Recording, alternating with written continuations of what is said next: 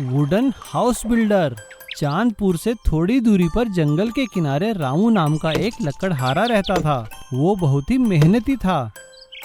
वो जंगल से लकड़ियां काटता और उन्हें बेचकर अपना गुजारा करता था।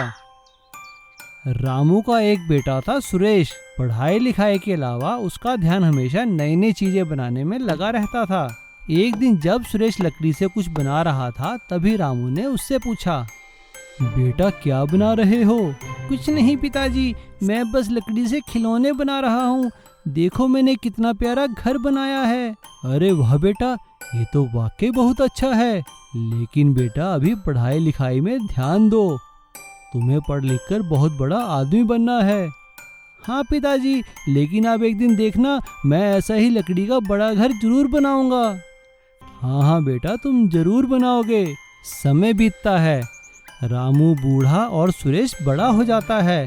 सुरेश शहर जाकर पढ़ाई करता है और एक बड़ा आर्किटेक्ट बन जाता है। लेकिन इतना पढ़ लिखने के बाद भी वो गांव वापस आता है। उसे देखकर रामू बहुत खुश होता है। लेकिन वो सुरेश से पूछता है, अरे बेटा, इतनी पढ़ाई लिखाई करने के बाद भी तुम चांदपुर में क्या करने आए हो? यहाँ जंगलों के अलावा और है ही क्या? जंगल और बस सूखी लकड़ियाँ। पिताजी, मैं अपना सपना पूरा करने आया हूँ। मैंने आपसे कहा था ना कि मैं एक दिन लकड़ी का घर अवश्य बनाऊंगा। और सुरेश लकड़ी के घर का मॉडल बनाने का काम शुरू कर देता है। और कुछ ही दिनों की मेहनत के बाद वो एक बहुत सुंदर लकड़ी के घर का मॉडल बना लेता है। एक दिन सेठ दीनानाथ, जिन्हें रामू लकड़ियां बेचा करता था, रामू का हालचाल पूछने उसके घर आते हैं। तभी सुरेश वहां आ जाता है। सेठ जी नमस्कार। अरे बेटा, कौन हो तुम? सेठ जी, आपने पहचाना नहीं? मैं हूँ सुरेश। सुरेश उन्हें बताता है कि वो एक आर्किटेक्ट है। तभी दीनानाथ की नज़र लकड़ी के घर के मॉडल पर पड़ती है। अरे बेटा, ये घर किसने बनाया है? सेठ जी, ये मॉडल मैंने ही बनाया है। मैं चाहता हूँ कि मैं ऐसा बड़ा घर बनाऊं। तो ठीक है बेटा, मैं तुमसे घर बनवाऊंगा। मैं इस गांव में एक टूरिस्ट रिजॉर्ट बना रहा हूँ। मैं चाहता हूँ कि वो तुम बनाओ, और वो भी पूरा लकड़ी का। सुरेश अपने काम में लग जाता है और 1 साल के अंदर ही सुरेश बहुत अच्छा लकड़ी का रिजॉर्ट बना देता है। सेठ दीनानाथ के रिजॉर्ट की सभी तारीफ करते हैं, लेकिन दीनानाथ तो सुरेश की तारीफ करते हैं। अरे भाई, तारीफ मेरी नहीं, सुरेश की करो। मैंने तो सिर्फ सोचा था, लेकिन सुरेश ने तो मेरी सोच को अपना रूप दिया है। इसीलिए मैं सुरेश को वुडन हाउस बिल्डर का खिताब देता हूँ। सीमापुर गांव में मोहन नाम का एक हलवाई था। उसकी मिठाइयाँ और पकवान बहुत ही मशहूर थे। एक दिन उसके दोनों बच्चे स्कूल से वापस उसकी दुकान पर आते हैं। पापा, आज पिंकी को क्लास में डांट पड़ी। और पापा, आज रिंकू को भी खूब डांट पड़ी है। ठीक है, तुम लोग लड़ाई बंद करो और घर जाकर अपनी माँ से कहना रसगुल्ले के लिए चाशनी तैयार रखे। मोहन शाम को घर पे चाशनी लेने आता है। अरे ये क्या, तुमने अभी तक चाशनी नहीं बनाई? क्या हुआ तुम्हें? अजी सुनते हो, मैंने कितनी बार आपसे कहा एक छोटा सा कूलर ही लगवा दो। इतनी गर्मी में रसोई में काम करना बड़ा ही मुश्किल है मेरे लिए, मुझसे नहीं होगा। मजबूर होकर मोहन अपनी पत्नी के लिए कूलर ले आता है और उसकी पत्नी कूलर की ठंडी हवा में बैठकर खूब काम करती है। एक दिन जब बच्चे खेल रहे होते हैं, तभी उसकी बेटी के हाथ से 10 रुपए का नोट उड़कर कूलर में फंस जाता है। लेकिन ये क्या, कूलर में से तो हजारों रुपए के नोट निकलने लगते हैं। ये देखकर सभी हैरान हो जाते हैं। अरे, लगता है ये जादुई कूलर है। 10 की जगह 1000 रुपए, हमारी तो लॉटरी ही लग गई। उनकी एक पड़ोसन वहाँ छुपकर ये सब देख रही थी। भाभी, 1 कटोरी शक्कर मिलेगी क्या? हाँ, क्यों नहीं, अभी लेकर आती हूँ। अगले दिन जब पड़ोसन शक्कर वापस देने जाने लगती है, तो उसकी सास उससे कहती है, अरे बहू, इस शक्कर में कुछ नशे की दवा मिला दे, ये सब सो जाएंगे और फिर हम पैसों वाला कूलर ले उड़ेंगे। मोहन की पत्नी उस शक्कर से चाशनी बनाती है। जहरीली चाशनी की मिठाई खाकर गांव वाले बीमार पड़ने लगते हैं। मोहन भी बीमार हो जाता है। गांव वाले उसकी दुकान को बंद करवा देते हैं। बच्चों की माँ, हम लोग तो बर्बाद हो गए, हमारी दुकान बंद हो गई, अब हम क्या करेंगे? आप फिक्र क्यों करते हो जी, हमारे पास पैसे देने वाला कूलर जो है। हाँ पापा, कूलर से तो पैसे मिलते रहेंगे। तुम ठीक कह रही हो, लेकिन चाहे कुछ भी हो, बेशक हमारे पास ये जादुई कूलर है, लेकिन फिर भी मैं पूरी मेहनत और लगन से पैसे कमाऊंगा, और हमारा घर तो ईमानदारी और मेहनत के पैसे से ही चलेगा। एक रात जब मोहन और उसका परिवार सो रहे थे, तभी उनकी पड़ोसन और उसकी सास कूलर चुराकर ले जाते हैं। वाह जी वाह, अब आएगा मजा, हम भी रातों रात अमीर हो जाएंगे। लेकिन ये क्या, जैसे ही वो दोनों कूलर में नोट डालती हैं, कूलर से आग बरसने लगती है। अरे ये क्या कर दिया पगली, तूने ठीक से इसमें नोट ही नहीं डाले होंगे, हाय मैं मर गई। उन दोनों की ये हालत देखकर कूलर से आवाज आती है, तुम दोनों सास बहू लालची हो, इसीलिए तुम्हें ये फल मिला है। दोनों सास बहू को सबक मिल चुका था। वो दोनों रातों रात जाकर कूलर मोहन के घर में लगा देती हैं और अगले दिन सुबह अपनी गलती मान लेती हैं। अब गांव वालों को सच्चाई का पता चल जाता है और वो मोहन को उसकी दुकान खोलने देते हैं। नानपुर गांव में करिश्मा और आयुष अपने पिता के साथ रहते थे।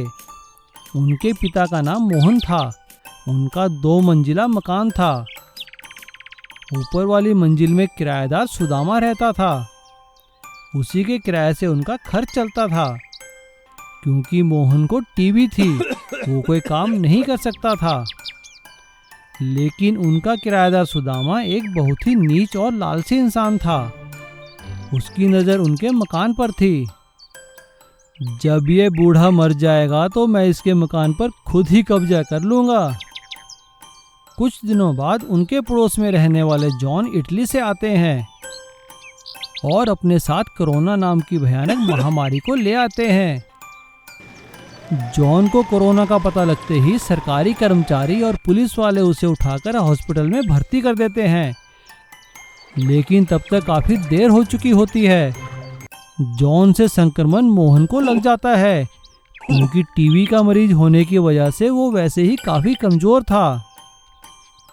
यह देखकर आयुष और करिश्मा परेशान हो जाते हैं, लेकिन गांव के डॉक्टर उन्हें समझाते हैं, देखो बेटा, चिंता की कोई बात नहीं है, तुम्हारे पिताजी ठीक हो सकते हैं, लेकिन बस तुम लोग उन्हें दवा और खाना समय पर दो, और हाँ, साफ सफाई का ख्याल रखना और सैनिटाइजर का प्रयोग जरूर करना।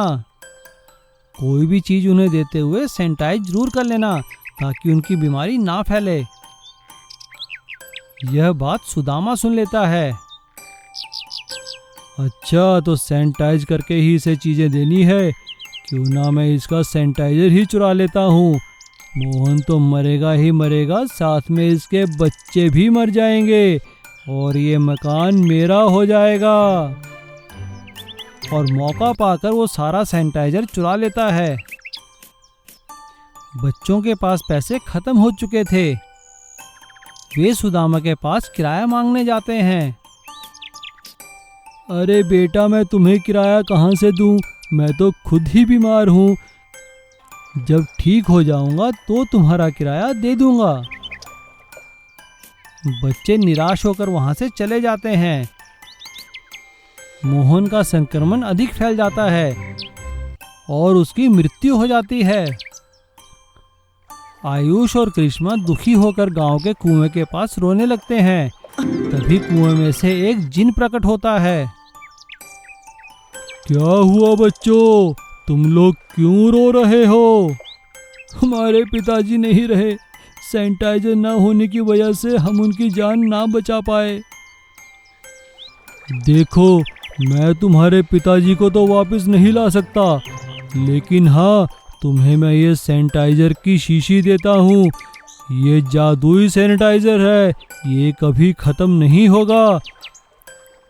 दोनों वो सैनिटाइजर लेकर अपने घर चले जाते हैं और अगले ही दिन पास के गांव से ढेर सारी छोटी छोटी बोतलें खरीदकर ले आते हैं और उसमें सैनिटाइजर भरकर बेचने लगते हैं और ज़रूरतमंदों को मुफ्त में सैनिटाइजर देते हैं। अब वो दोनों सुदामा की कंप्लेंट पुलिस में करते हैं और पुलिस सुदामा को उनके घर से हटा देती है और उनका मकान खाली करवा देती है। और इस तरह जादुई सैनिटाइजर की मदद से दोनों बच्चों के अच्छे दिन शुरू हो जाते हैं। उबलापुर गांव में बहुत गर्मी पड़ती थी। मई जून के महीने में वहां चारों तरफ सूखा पड़ जाता था। उसी गांव में प्रीति अपनी माँ के साथ अपने ताऊ के घर में रहती थी। एक साल गर्मियों के दिनों में प्रीति के ताऊ का बेटा मोनू नहाने लगा तो उसे पानी नहीं मिला। उसे गुस्सा आ गया और उसने अपनी माँ को आवाज़ दी, माँ माँ, पानी फिर खत्म हो गया है, देखो नहाने को पानी नहीं है।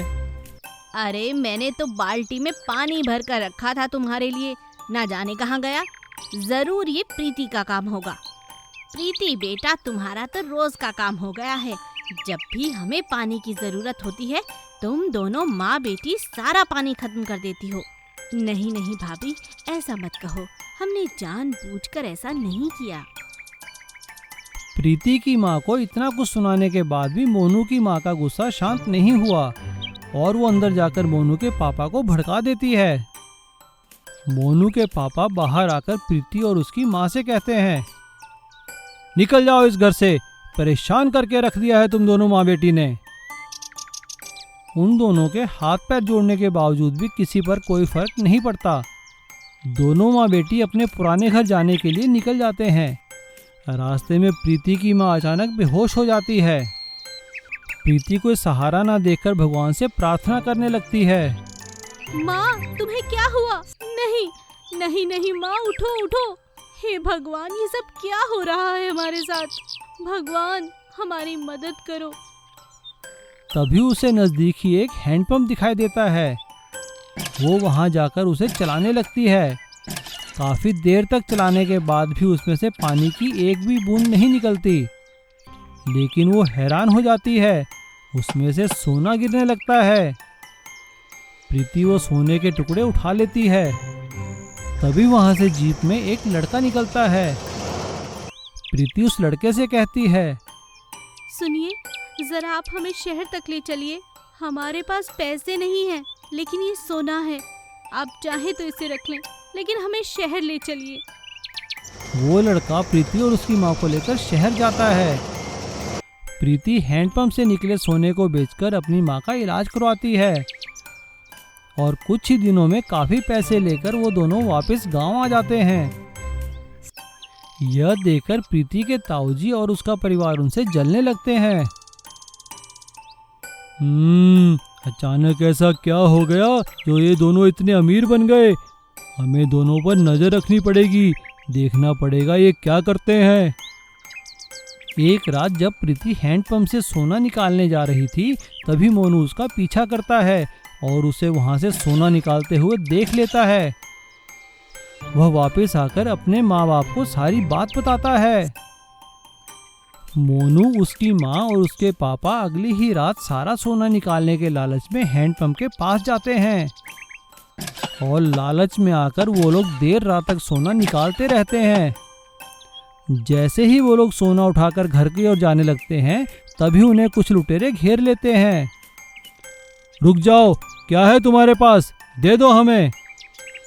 लुटेरों को देखकर वो लोग भागने लगते हैं, लेकिन लुटेरे उनका पीछा कर उन्हें मार देते हैं और उनका सारा सोना छीन लेते हैं।